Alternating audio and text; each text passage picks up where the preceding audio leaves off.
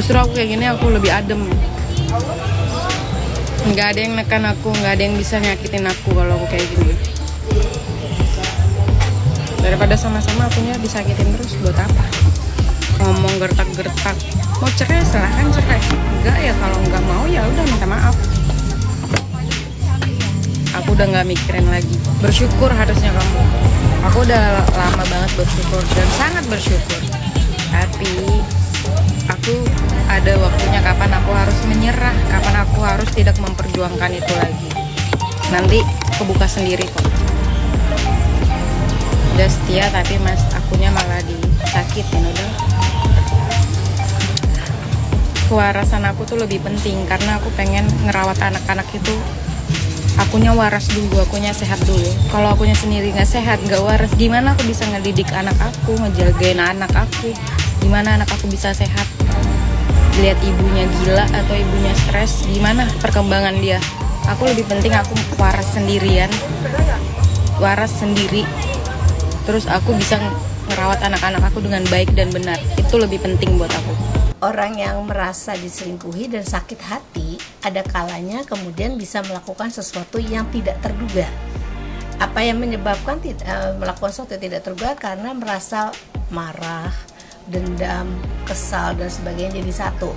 Sehingga yang tadinya biasanya mungkin baik-baik saja, orangnya kalem dan sebagainya, kalau dia kemudian mengalami rasa tidak nyaman, itu bisa saja melakukan hal. Bahkan orang yang pendiam, yang tidak banyak ibaratnya tidak banyak pencence kemana-mana, tidak ekstrovert, itu bisa saja melakukan sesuatu yang tidak terduga. Nah, termasuk kalau misalnya yang tadi dikatakan kok bisa ya menyinggung-nyinggung nama orang. Nah, mungkin yang bersangkutan juga punya bukti sehingga kemudian dia merasa cukup aman untuk membuktikan itu di media gitu. Cuma maksud saya gini, kalau ini dilanjutkan itu tidak jadi larinya kemana-mana, malah kemudian jadi sesuatu yang sifatnya tidak terselesaikan karena mengadunya atau berceritanya kepada media sosial. Nah, yang harus dilakukan sebetulnya nggak usah diumbar ke media sosial, tapi kemudian dihadapi, diajak berkomunikasi. Kalau memang tidak memungkinkan lagi ya memang sudah gitu. Tetapi kalau kayak begini nanti juga jejaknya ini kan pasti akan terlihat untuk oleh anaknya dan sebagainya. Mau tidak mau sudah ada anak, tidak ada bekas ayah, maka itu pasti akan dilihat dan kemudian jadi memalukan dan sebagainya. Ya, selingkuh itu tidak bisa dikatakan benar, mau dilihat dari teori manapun tidak benar gitu, mau lihat dari aturan manapun tidak benar. Selingkuh itu artinya kalau di dalam moral manusia itu harus membedakan baik dan buruk. Ini sesuatu yang buruk malah diambil gitu. Kenapa sih orang kok senang selingkuh? Ya memang penyebabnya masing-masing. Ini saya teruskan pertanyaannya ya. Penyebabnya masing-masing. Misalnya berselingkuh karena merasa apa yang dibutuhkan dari istrinya atau dari suaminya tidak terpenuhi. Tetapi ada juga orang yang selingkuh itu bisa pada waktu dalam perkawinan maupun sebelum adanya perkawinan. Ada juga kemungkinan bahwa dia kemudian kan selingkuh itu sesuatu yang nggak benar, maka kalau dia ngumpet-ngumpet tidak ketahuan gitu, adrenalin lebih naik, makanya kemudian tadinya awalnya coba-coba, lama-lama jadi ketagihan, bisa seperti itu. Ada juga yang kemudian merasa bahwa untuk membuktikan kepada dirinya apakah masih oke untuk bisa menarik atau menawan kepada orang lain gitu, sehingga dia melakukan hal tersebut. Jadi penyebab tuh bisa banyak sekali, secara psikologis maupun secara itu sudah pasti nggak baik, karena itu di sana ada namanya moral, bahwa orang yang berselingkuh tidak bisa membedakan mana yang baik dan mana yang buruk. Jadi kalau ditanya seberapa besar sakit hati seseorang dalam kaitannya dengan kasus selingkuh, itu memang nggak bisa kita taker dari luar. Tapi yang menaker itu atau yang mengetahui besar itu adalah si orang yang mengalaminya. Nah, pada waktu dia merasa sakit hati atau merasa terluka karena perlakuan dari pasangannya, itu bisa macam-macam penyebabnya ya. Tetapi mungkin salah satunya adalah merasa sudah memberikan segala sesuatu yang terbaik, segala sesuatu yang mengorbankan banyak hal, tapi tiba-tiba pasangannya melakukan hal yang tidak sepertinya harus dilakukan. Selingkuh itu mau lihat dari aturan mana, teori mana dan sebagainya, agama dan sebagainya, itu udah pasti tidak oke, tidak baik. Makanya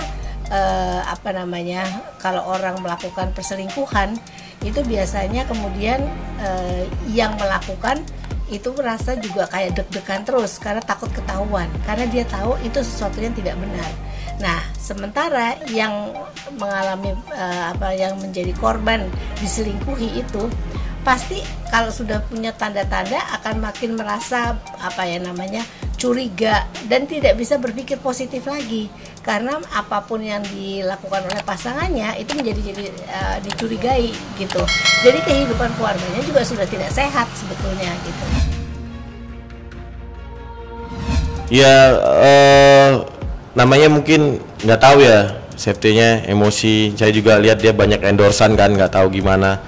Saya lihat setelah postingan itu langsung banyak postingan endorsan gitu.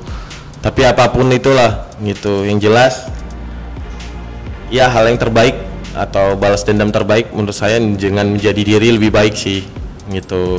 Kalau enggak ya repot juga kan. Kalau saya sih sekarang fokusnya itu sih, bagaimana ketika saya pingin dijatuhin gitu sama istri, saya berusaha ya, mudah-mudahan saya masih dikasih Allah umur, masih dikasih kesempatan, nih saya berusaha lebih baik lah gitu. Sebenarnya ya saya pribadi yang penting fokus, itu yang paling terpenting gitu. Fokus terhadap fokus lah, dan paling terpenting berusaha untuk lebih baik lah. Iya susah kan, yang seperti saya bilang Kak, ketika saya statement gini nanti akhirnya berbalas pantun, akhirnya yaitu masalah kita jadi akhirnya untuk ke publik gitu. Seharusnya kan kita bisa selesaiin dulu gitu sampai ini, apalagi kan mediasi terakhir kan kita maunya rujuk, tapi dengan begini berarti kan ada maksud lain, yang ada nanti jatuhnya bukan cinta lagi, yang ada hanya kebencian, hanya dendam gitu. Mudah-mudahan saya jauh-jauh lah dendam sama selama ini yang nemanin hidup saya gitu loh, selama 7 tahun, masa iya sih gitu. Jadi doain yang terbaik aja deh. Iya pastilah, pasti ingin tetap yang terbaik lah buat keluarga gitu. Ini bentuk ikhtiar saya, tapi tetap saya harus berhusnudzon kan sama Allah. Apapun yang ini kan udah pasti kehendak Allah. Sekuat apapun saya menginginkan kembali, tapi kalau Allah nggak inginkan gitu, atau sekuat apapun saya ingin berpisah, tapi kalau Allah ingin tetapkan kita bersama, jadi kembalilah. Kan kita manusia tugasnya ikhtiar. Saya ikhtiar ya mempertahankan keluarga saya, tapi apapun nantinya tetap berhusnuzon sama Allah lah, pasti itu yang terbaik buat kita, buat mudah-mudahan terbaik lah buat semuanya. Repot juga kan kalau yang cintanya tinggal aku doang tapi dianya udah nggak cinta lagi, itu agak repot juga sih ngejalaninya sejujurnya gitu. Tapi tetap aku selalu bilang kembali lagi ini buat anak, tapi dia selalu nyalakan kalau misalnya perceraian terjadi pun semuanya salahku. Ya udah kalau gitu biarlah salahku semua, tapi kembali lagi tetap anak korbannya. Sepuas apapun apa yang kamu lakukan, ingin balas dendam atau gimana dan sebagainya, tetap korbannya anak gitu, tetap anak korbannya gitu. Mudah-mudahan jangan sampailah korban anak, tapi ya apapun itu tetap aku akan selalu perjuangin lah untuk anak-anak gimana nanti. Iya banyak hal lah, kita momennya banyak, artinya kan kita udah memilih menikah pasti ada kekurangan dan kelebihan masing-masing kan gitu. Saya pasti punya kekurangan lah, namanya saya tetap manusia biasa kan. Gitu juga dengan safety-nya, kita sama ini kan saling membackup lah satu sama lain ya, kekurangan dan kelebihan masing-masing, saling melengkapi gitu. Mudah-mudahan ya bisa selalu saling melengkapi lah. Tetap ya kita kan udah dewasa ya, terus aku sudah selalu bilang bahwa kan kamu tahu saya nggak punya keluarga. Semenjak aku ketemu kamu, aku punya anak-anak, ya aku perjuangin semua buat anak-anak. Dengan untuk masa depan mereka, untuk semuanya gitu ya. Saya harap ya pikirin anak-anak deh, buat anak-anak gitu.